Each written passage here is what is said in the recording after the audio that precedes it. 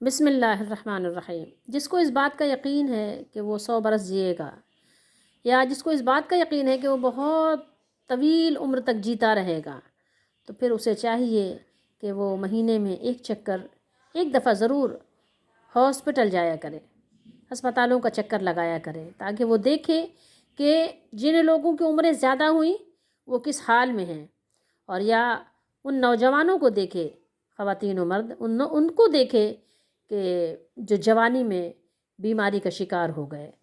قرآن مجید نے کیا فرمایا؟ پھر کیوں نہ ہو جب جان گلے تک پہنچے، حلقوم تک آ جائے آپ کی جان، اذا بلغت پہنچ جائے جان آپ کے حلق تک، آپ یہاں وہاں تک آ جائے، اور تم اس وقت دیکھ رہے ہو ہمارے سامنے، ہمارے پیارے دنیا سے جا رہے ہوتے ہیں تو ہم کبھی دیکھ بھی رہے ہوتے ہیں، سامنے ہی موجود ہوتے ہیں، تم دیکھ بھی رہے ہوتے ہو، اور اللہ تعالیٰ فرماتا ہے کہ ہم اس کے زیادہ پاس ہیں تم سے۔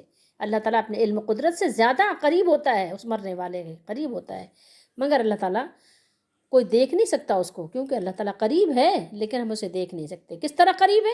اپنے علم و قدرت سے اللہ قریب ہے۔